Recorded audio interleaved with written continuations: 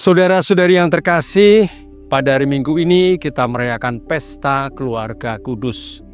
Pesta ini dirayakan pada hari Minggu setelah perayaan Natal, tanggal 25 Desember.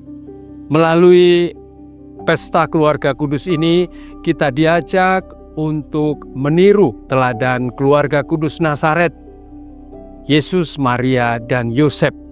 Dan secara khusus pada hari Minggu ini, kita diajak untuk merenungkan sikap seorang Yusuf yang menjadi kepala keluarga. Ada beberapa hal yang bisa kita renungkan dari seorang Yusuf. Yang pertama, Yusuf tampil sebagai seorang ayah yang bertanggung jawab.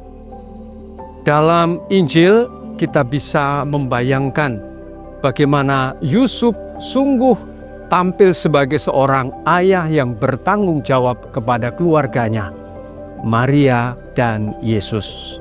Kita bisa membayangkan kesulitan yang dialami oleh seorang Yusuf. Maria baru saja melahirkan, Yesus masih dalam gendongan. Mereka berada di Bethlehem, sebuah kota yang asing.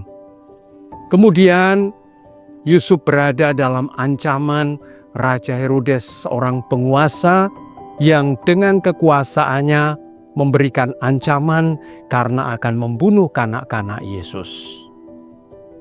Malaikat memerintahkan Yusuf untuk pergi ke Mesir.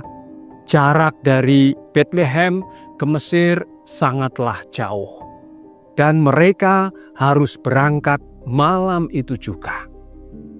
Inilah kesulitan-kesulitan yang dihadapi oleh seorang Yusuf. Tetapi karena dia tampil sebagai seorang ayah yang bertanggung jawab, maka Yusuf tidak memikirkan dirinya sendiri.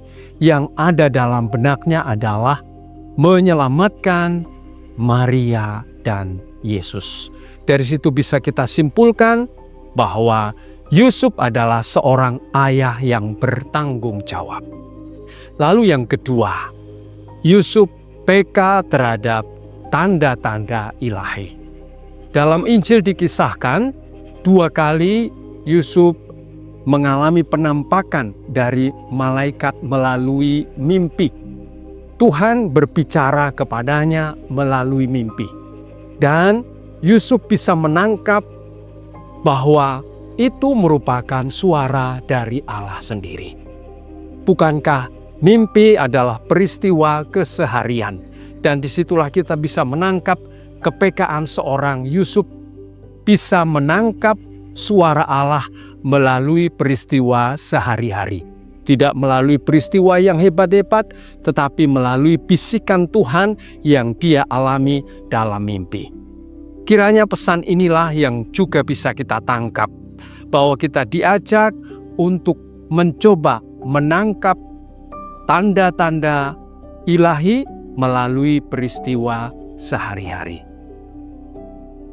Ketiga, Yusuf tampil sebagai seorang ayah yang taat. Kalau kita lihat perintah dari malaikat kepada Yusuf untuk pergi ke Mesir, Yusuf langsung melaksanakannya. Tidak ada sepatah kata pun yang keluar dari mulut Yusuf yang menandakan bahwa dia merasa keberatan. Tetapi Yusuf langsung melaksanakannya.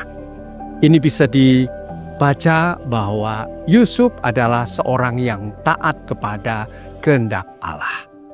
Saudara-saudari terkasih, kalau kita membaca kisah Yusuf dalam kitab suci, kita tidak akan menemukan sepatah kata pun keluar dari mulut Yusuf. Nah, ini menjadi tanda bahwa Yusuf adalah seorang yang taat. Dia betul-betul menjadi seorang pribadi yang melaksanakan kehendak Allah. Lalu yang keempat, Yusuf berusaha menjauhkan keluarganya dari kuasa kegelapan. Kalau kita kembali kepada kisah, kita mendengar bagaimana Yusuf disuruh pergi ke Mesir.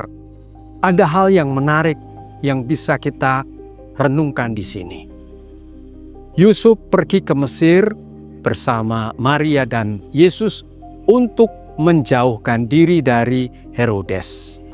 Herodes di sini bisa kita gambarkan sebagai kuasa-kuasa jahat, kuasa-kuasa kegelapan. Jadi melalui kisah ini, Yusuf mau menjauhkan keluarganya dari kuasa-kuasa kegelapan yang merupakan hal yang sangat real. Saudara-saudari terkasih, itulah beberapa kualitas dari seorang Yusuf yang tampil sebagai seorang ayah. Dia sungguh bertanggung jawab, peka terhadap suara-suara ilahi, taat kepada kehendak Allah, dan berusaha menjauhkan keluarganya dari kuasa-kuasa kegelapan. Itulah yang bisa kita pelajari dan kita bisa melaksanakannya dalam kehidupan kita, khususnya sebagai sebuah keluarga Katolik. Amin.